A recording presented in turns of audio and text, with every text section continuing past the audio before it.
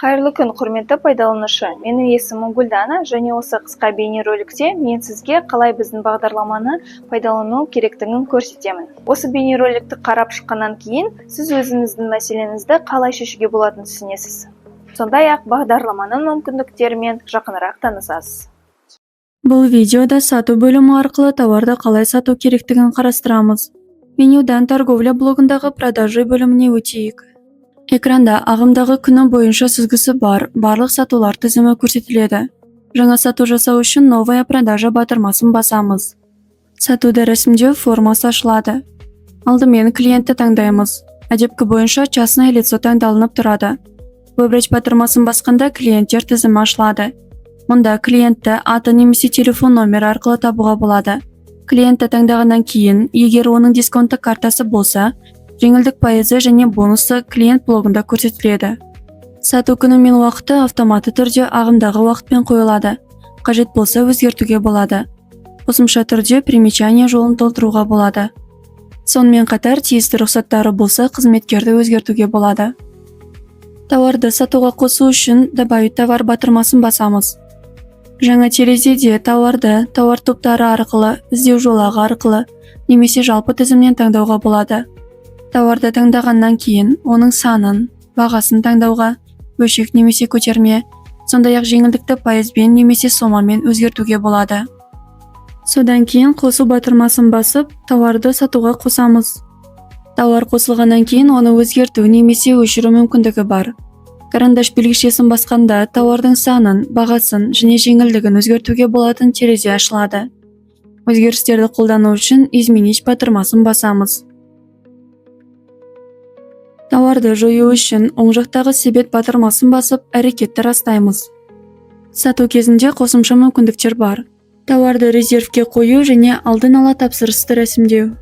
Тауарды резервке қою үшін поставить товары на резерв белгісін қоямыз.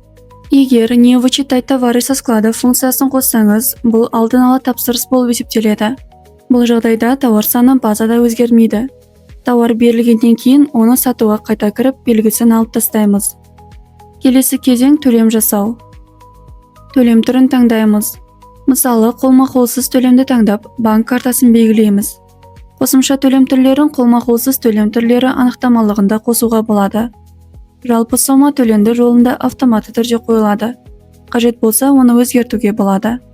Егер клиент бонустарды қолданса, бонуспен төле белгісін қоямыз. Егер клиентте бонустар болмаса, бұл опция қолжетімді болмайды.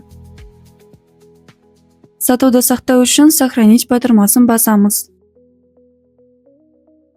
Енді бонусты төлем кезінде қолдану мысалын қарастырайық. Әрекеттерді растап, сату формасын толтырамын. Клиентте бонустар бар, мысалы 5000 бонус төлеуге қолданайық. Бұл кезде төленетін сома сәйкесінше азаяды. Сохранить басып, сауданы сақтаймыз. Сату жазбасы тізімде пайда болады. Төменгі бөлікте сатылған тауарлар туралы толық ақпарат көрсетіледі. Сатуды изменить батырмасы арқылы өзгертуге болады.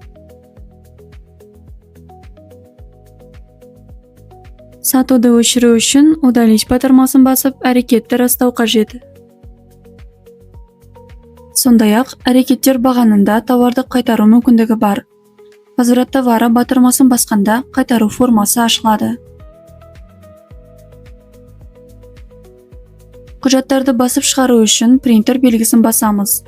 Мұнда келесі құжаттар қолжетімді: тауарлық чек, счет на оплату, счет фактура және басқа да құжаттар. Мысалы, сату құжатын ашайық. Құжат PDF форматында ашылады, оны сақтауға немесе басып шығаруға болады. Осылайша сіздермен сату бөлімін толық қарастырдық. Бұл бейнеролик сіздің сұрақтарыңызға жауап берді деп үміттенеміз. Біздің арнамыздағы басқа да оқыту видеоларын көріңіз, немесе кез келген уақытта 8-702-778-99-11 нөмірі арқылы хабарласыңыз. Бізбен бірге болғаныңыз үшін рахмет. Сізге сәтті сауда тілейміз.